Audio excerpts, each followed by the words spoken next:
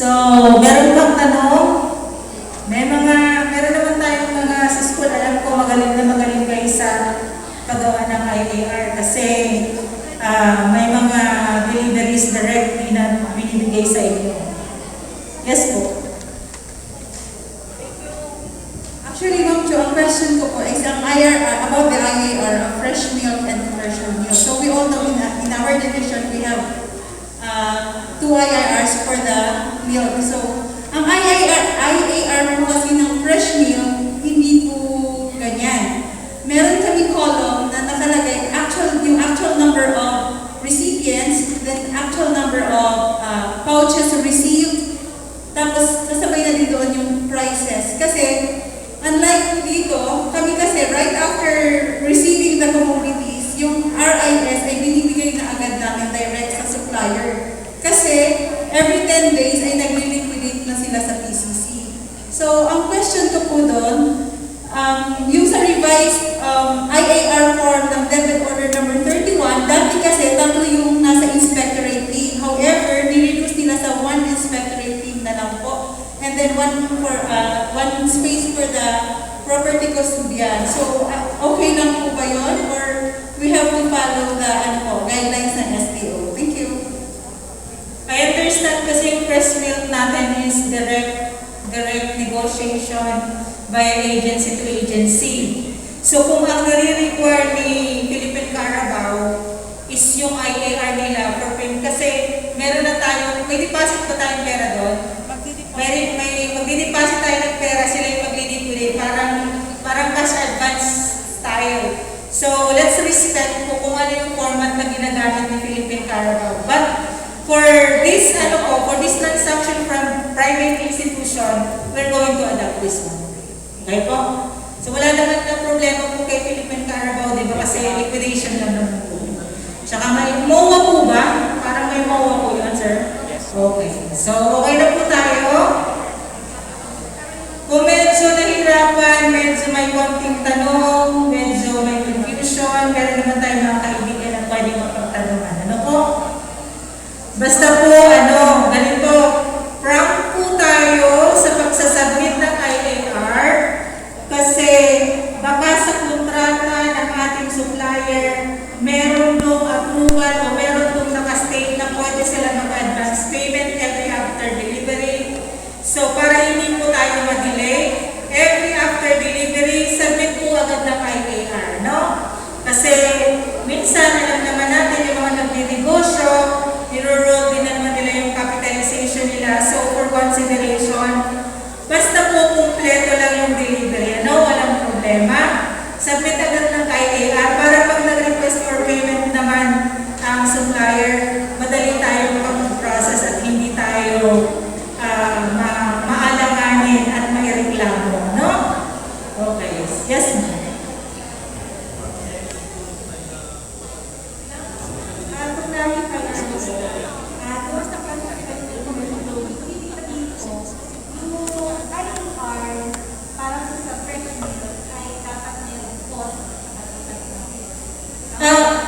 Kasi sabi kasi niya nire-require Diba nire-require sa ang iba ang pagkaka. So yung IAR for fresh milk, at least kung meron po pero sa SSP, rice, wala na po sa cost. Ito po yung adapt natin IAR.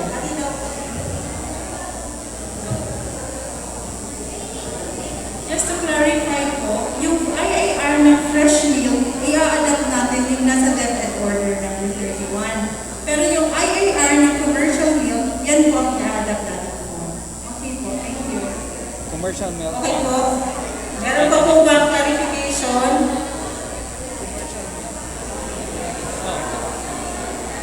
Dapat mga fresh Meron pa pong tanong? stores, dapat Yes po. form na publish mo. Yes. Kapag ka magkaroon ng mga May lang po ako sa time, can, deliver, mga supplies. Kasi usually daw, nag-deliver daw, mas daw mga sa deliver na, i-call na sa mga sa inspectorate na hindi na mo yung nangyaring mga bread. Ang nakakakaya ko naman sa kontrata, not later than 11 o'clock a.m. So, isa nga po sa na-mention natin kanina ng mga red flag ay yung delivery po beyond na doon sa pinag-usapan na oras na walang coordination. Pwede naman po kasi silang ma-delay for consideration basta properly coordinated po sa drop-off point. Para nandun pa rin si inspector, nandun pa rin si property custodian. No po? Anything else pa po? Mukhang gusto niya nang umalis. Si Kuya Ronald, gusto talaga dito sa New Blossom. Clarification lang, kasi kanina nabanggit mo po na kung na-receive box and ilang box sa loob ng box, yun ang i-report. Last week kasi, ang nangyari sa amin, may mga delivery na nakabox na at 20 days. Meron din at 20 days. So, ibig sabihin, separate na raw yung at 20 days. And may pieces naman dun sa mga bukan. Okay. So, hindi po pala siya uniform. Ay kung ganun po, bilangin natin yung piraso. Meron sila dito, kanina nag-uusap-usap sila kasi tinatanong ko how they go about ng pagre-receive. Sa kanila daw, ipon ang lahat ng property custodian ng bawat eskwelahan. Tulong-tulong sila sa pagbibilang ng binababang item ng supplier. So, mas madali po yun. Nandun si inspector, nandun si supply office, property custodian, kanya-kanya silang, tulong-tulong sila sa pagbibilang ng mga item na binababa. Mas madali po yun. Kesa si property custodian lang ng drop-off at nandoon. May hihirapan siyang bilangin yung quantity. Siyempre, magre-rely siya doon sa boxes. Chances are, pag nag-random sampling siya, baka mamaya talagang yung ibang box kulang, hindi nakikita. So, diskartihan ko na lang po para masigurado na ang binabagsak na ang pinipirmahan natin ng quantity sa IAR ay parehas ng quantity sa DR at parehas ng actual count ng item. No? O pwede naman po yung strategy na lahat ng property custodian nandun sa drop-off point on the day. Mas maigi po yun kasi baka mamaya on the day nandun din ang in-charge na nurse to oversee. Plus, syempre katulong natin si SBFP coordinator. Right? So, meron pa pong clarification? Ang packaging kayo.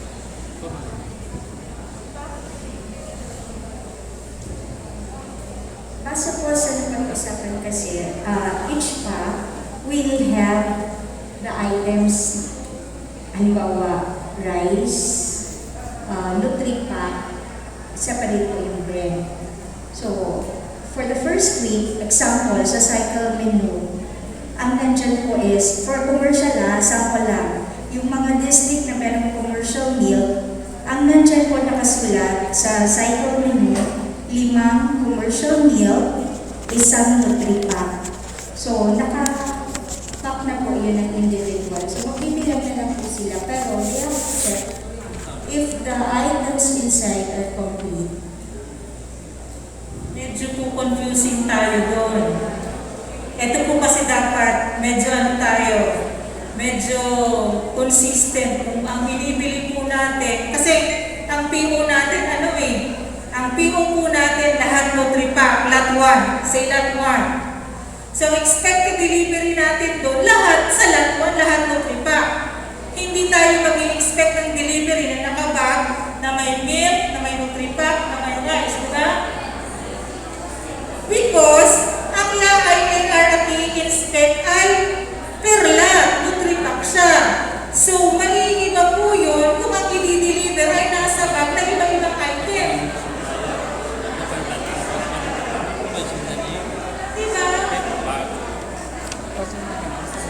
Although, magiging madali sana yun. Pero sa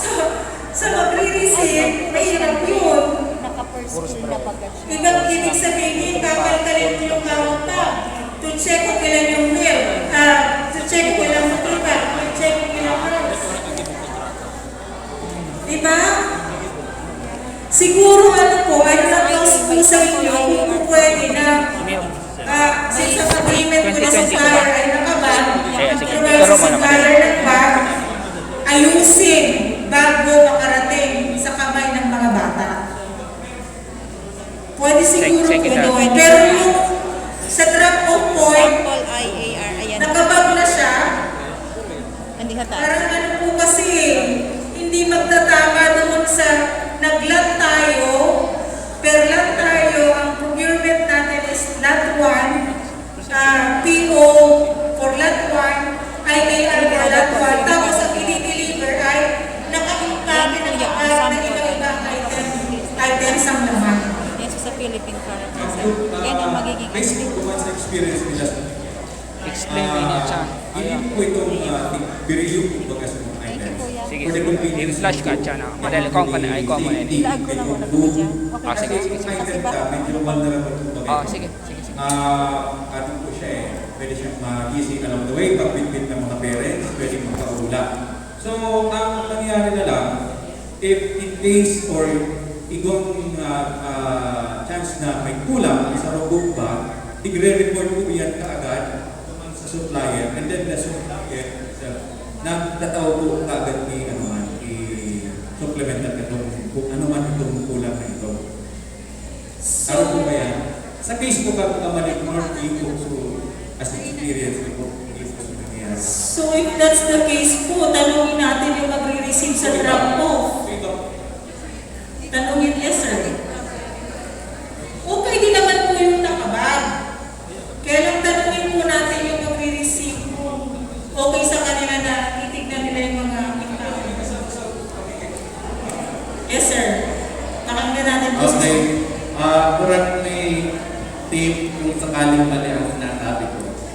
Ganito kasi ang usapan, ang bawat school ay makaka-receive ng lahat ng galing doon sa mga lot. Kanina, nakita ko mas larado, may ginawa siyang checklist na doon mismo i-check na kaagad kung ilan ba sa lot 1 ang kulang. Halimbawa sa school A, may kulang na 5, maglalagay kaagad sila ng 5 doon. Kumbaga, mas madali nila ma-forward na itong school na to sa lot 1 may kulang sila. Okay? Kasi ang sinasabi naman ng supplier, mahirap na pagdating sa drop-off point, doon pa lang sila maglalagay sa mga bag. Kaya mas mabuti na to na nakabag sila per school na mismo. And sabi ko naman, I'm sure na honest yung teachers namin na hindi naman yan sa inyo hihingi ng kulang kung talagang wala namang kulang. Kasi wala naman talagang nangyayari ganon. If ever may ipinatos teacher na may kulang ng isa o dalawa, totoo yun. And sabi naman ng supplier, magbibigay sila kung sakaling may kulang nga, may mga bags na nagkulang sila doon.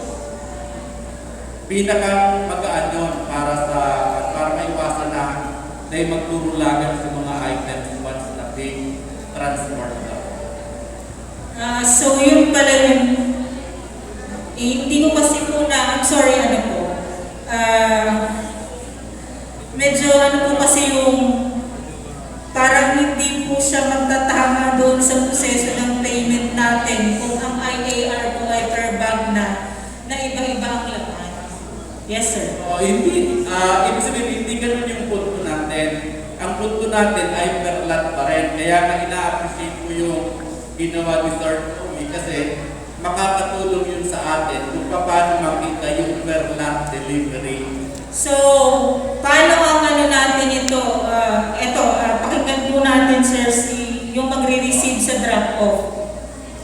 Kasi po ako, ang stand ko po doon, kasi as a payment po kasi, magre-rely tayo kung anong naka-PO natin. So, kung ang actual na delivery ay naka-impake na per bag, yun po ang ilalagay sa IAR. Kasi kung ano po yung delivery na actual, yun po ang i-report natin. Unless, ang gagawin sabi ni sir, iisa-isahin yung ika-count, tapos gagawa ng separate na IAR. So, ano po yung pleasure ng pag-receive? Kasi tama naman po yun. Tama naman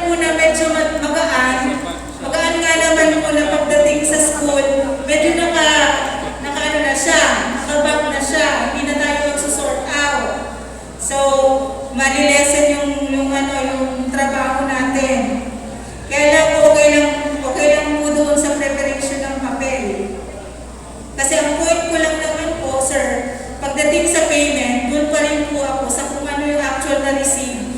Ang IAR nila, yung actual na na-receive nila sa field. Okay, kasi ganito naman, para sa atin kasi walang problema in a sense na magkakakilala naman sila. Ibig sabihin, kung ang schools na nandun, si subgroup coordinator, magbibigay lang ng data doon sa drop-off na ito yung na-receive ko sa ganito. Kaya ilalagay sa IAR, ano yung nasa lot 1, yun ang ilalagay natin. So ganito po, I get it po. So ganito, so sa drop-off, nandun na yung mga taga-school. Correct? Ngayon, lahat ng mga taga-school may bag. Opo. Bibilangin ngayon ng mga taga-school, siya ngayon ang magbibigay kay coordinator ay kay sa drop-off ng information. So it's the other way around. Instead na re-receive ni property custodian sa drop-off, baliktad. I-receive na muna ng school, pagkatapos bibigyan ng information si drop-off, si property custodian ng drop-off. So, ang ano kasi dito is, kung direct na marireceive ni school yung hindi na tayo gagawa ng RIS. Kasi magpo-provide lang kayo ng information, magpo-provide lang si school ng information sa inyo kung ano ang na-receive. So, hindi na ang ano na lang is, kung ano yung galing na information kay school, gagawa nyo ng IAR based doon sa per lot. So, wala tayong transmission nung item na gaya ng in-explain ko po kanina. Opo, property custodian po, pero based kasi sa explanation ni Sir, na lahat ng mga school ay siya yung magpipid ng data para doon kay drop-off. So, ganun po si drop-off gagawa based sa data ni schools. So, kasi dapat nga andun yung galing sa ibang school. Kasi kung natatanda natin last year, nagbigay tayo na until 12 lang ang delivery. So, ibig sabihin, lahat ng mga participating schools or beneficiaries andun sa drop-off para dito. So, yes po. Thank you po, sir. May I add po sa explanation ni Sir Ed? Kasi the reason why ganun yung magiging setup natin kasi there are drop-off point schools, like for example, Santo Domingo District. Under CNCS, nandoon sa kanya yung 10 schools. While yung isa, yung Buhatan ES, 2 schools. So ano po ang implication niya? Yung drop-off point na maraming mga schools, mahihirapan po yung property custodian and inspection team na magbilang para doon sa 10 schools. So ang mangyayari po, isi-share na nila sa mga different schools na nandoon so that sila na mismo mag-ibilang kung complete po ba yun or kulang. Parang minimize lang natin yung time kasi nga yung nag-deliver po ay pagpupunta pa sa other drop-off point schools. So yun po yung intention ng sir, di po ba? So, madali po yun. O dapat sinabi na natin kanina pa, hindi na tayo nag-discuss ng procedure na galing kay drop-off pa po. Anyway, learning naman po na gano'n. Gano'n naman po talaga tayo, magsa-strategize tayo kung ano yung pinakamadali. So, ganito na lang po ang gawin natin. Since marireceive naman ni school, hingi na lang po tayo ng IAR kay school. Tapos, yung IAR nila, i-consolidate na lang po natin sa drop-off. Para si drop-off, yung IAR ni drop-off, yun na lang po ang isasabit sa division office. Kasi kung akong tatanungin nyo doon, IAR na ng school, wala na si drop-off, diretso sa division office. Kasi mas reliable yung IAR ni school. Kasi itatransmit mo lang naman yung data ng IAR ni eskwelahan papunta sa drop-off. Kung nandun lang naman sa drop-off point si school, IAR na mismo ni school ang dalhin natin sa division office. At least,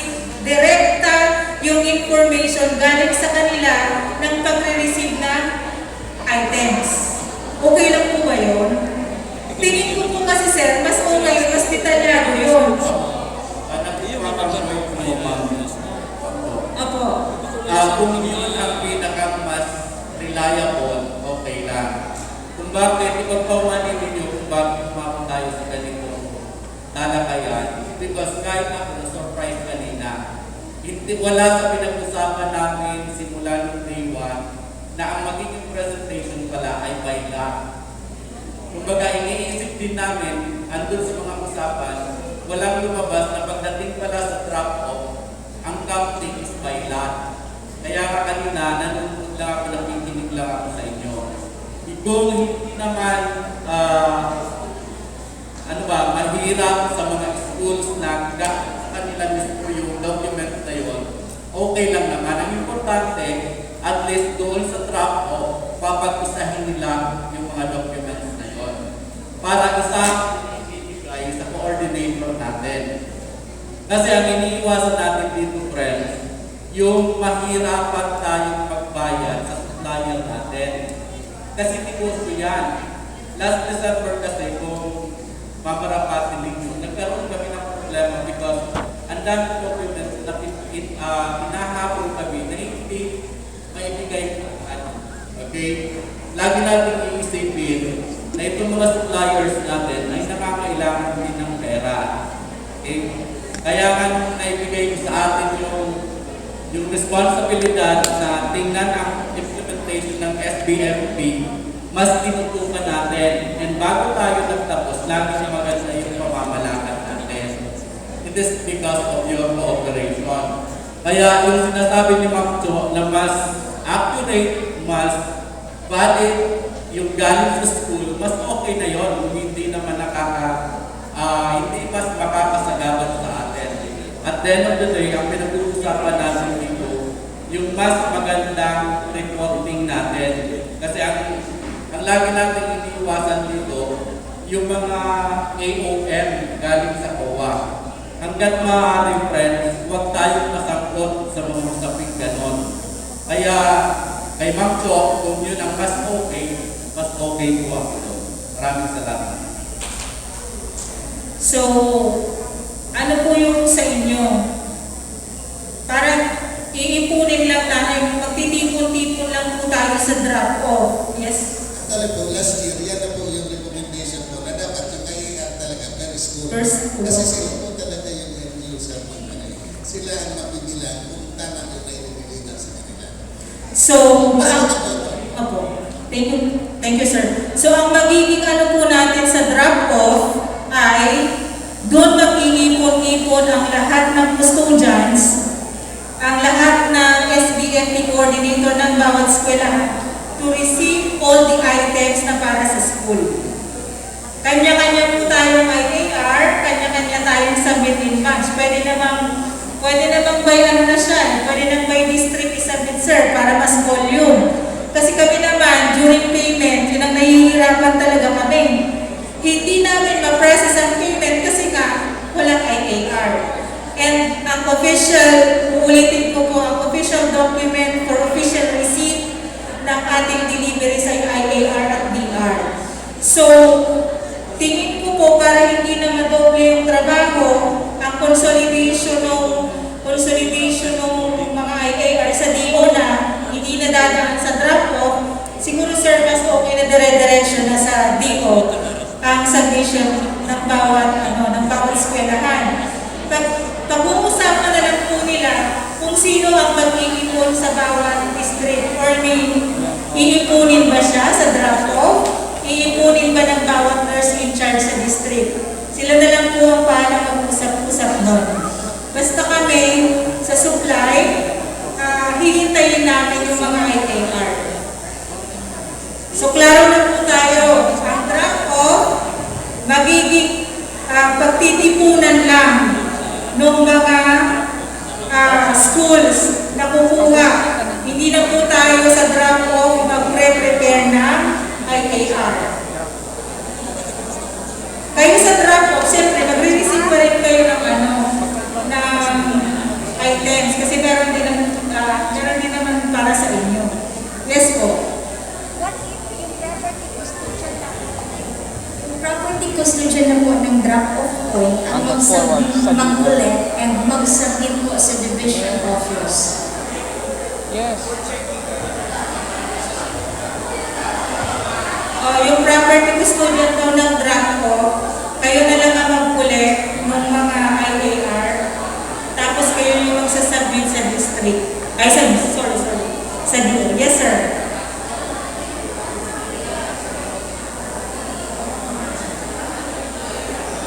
What's the noise all about? Ano mo, ma'am, pwede man po baga ma'am na mangyari, so drop the point, sa bulod baga, hindi ako nagbuko. Then after that, pwede mo ipasa sa district para usag sa na po sa district ang mga pasa, ano ba na, tipon, para sa iyo pasa ang mga Pwede naman kung ano yung pinakamadali para sa inyo. kasi mas nakapagpapaya sa mga sabi ko. Opo, mas okay din naman po. Kung gusto niyo siya ipasa by district, okay lang naman po yun. O ang tanong, sino sa district ang magiging responsable sa IAR? Ako nakahakit ako pwedeng IAR na imita. Kung dahil na naman hindi makaabot on time, sige kang supplier, dahil kami napaprocess na payment. District nurse daw, o ano. Ayaw nyo na talaga, Diyos ko. Akala ko tapos na tayo. Yes, ma'am. Dati man po kaya, last year po ma'am, schedule ng delivery. So sa schools po naman, may mga dala na po kay AR. Ready na po. Kaya lang po sa nag-deliver, di man po dito pinag-deliver. Kaya po, hindi man po natin.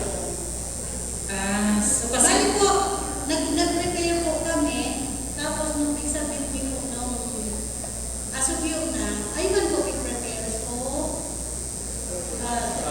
supply. ganito po. Kasi yung IAR po, hindi po yan trabaho ng supplier. Sa atin po talaga yun. Yung papel, yung preparation, tama po yun ma'am na na-prepare kayo beforehand. Pero yung kailangan lang po siguro, parang naputol tayo doon, the information na yung IAR po na napirma, kailangan po i-forward sa division office. So doon po tayo naputol. No po? Anyway, makukurek naman po natin yan ngayon. So, alam na natin na iipunin natin yung IAR para isubmit sa DO. Okay.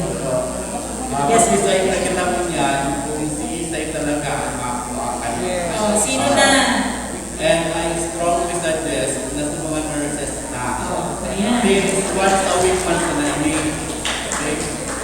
Every Friday, sa mga nurses, sila ang masubmit sa vocal person and SPSP. Every Friday. Take mo kay Nita, this is only a month program or project. Tarunggulan lang sa nakita ng kasarapat sa bakong sa field. Sabi ko nga ni, tatulad ng padaglos, mas longer ang buhay. Ayun.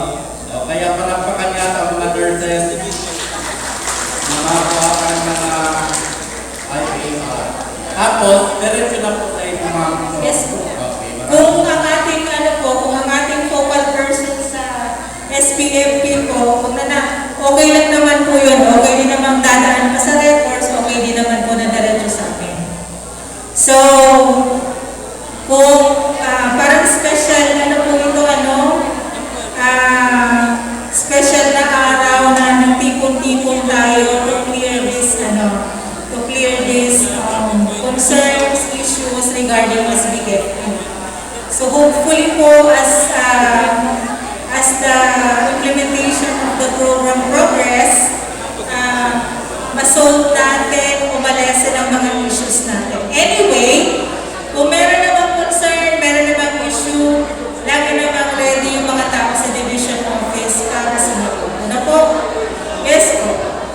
Pero dahil man po applicable ito sa Rapu-Rapu, kumapasirin pa lang kami sa Rapu-Rapu para po nila, ano daw sindana sa nang magpasirin sa mainland sa Batong May. Anyway, mauli naman sinda sa indang permis. Diba? Kamu na lang po ka na Special case na naman. Siya talaga sir, pero may nasa nagpapa-excuse. Kaya Arben ang malinaw pa yan, kamu na lang magturulay, na kapag tinanggap iyan mo niyan, magugugot naman sa restoryahan. Basta madara sa muya sa mga nurses. Okay? O sa ito po sa Nurse Joey, sa ito po external arrangement. O siya external arrangement.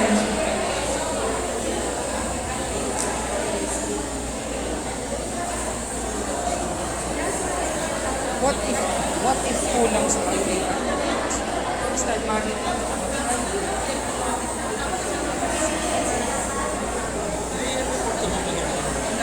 So may ano ganito daw. Lahat ng IAR ng lahat ng eskwelahan dadalhin sa district. Isasubmit kay district nurse. Magkukonsider pa po ba tayo ng drop-off o lahat ng district na to? Let's make things clear. Dalawa po ang drop-off point sa isang district. Ang isang drop-off point, example, Kamalig South. Ang isang drop-off point ko halimbawa 10, and ang isang drop-off point ko 8. Ang Kutmon, lahat ng schools na nasa Kutmon gagawa ng IAR, ibibigay doon sa kanyang property custodian na si Mr. Ibieta. 8 ang hawak niya. After delivery, ibababa ko yun sa district kung nasaan nandun yung isa ko pang drop-off point na Kamalig South Central School. 8 plus 10 na nasa baba, 18 eksakto. So by Friday morning, pick up ko na po at dadalhin ko na po sa division office. So, malinaw po, sa dalawang drop-off point, kung sino yung malayo, kayo ang pupunta sa Central School at doon ipipick up ng nurse. Klarado po? Klarado po? Galit ko lang.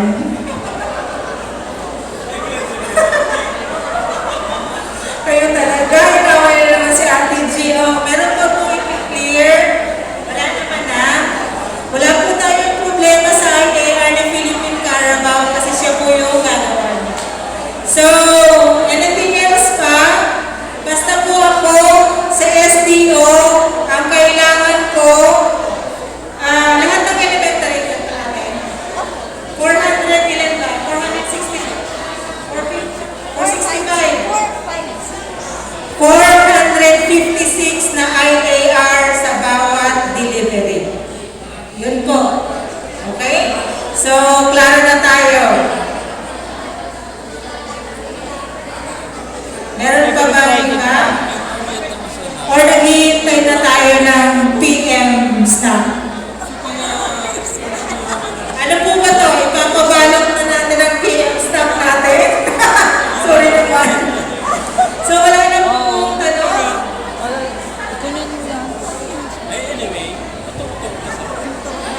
Bigla kayong nawala ng problema kasi kanya-kanyang IAR na yung eskwela. So, pag-relay na lang po sa mga kapatid natin sa field, yung kailangan, sandali lang po, drop off. Kung ano po yung nabuo yung IAR, share na po natin sa mga kasama natin sa ibang eskwelahan para po may guide na din sila. No po? Anyway, alam naman na po nila siguro kung ilan yung quantity na marireceive nila. Okay, so kung wala na pong tanong, thank you so much. Sana po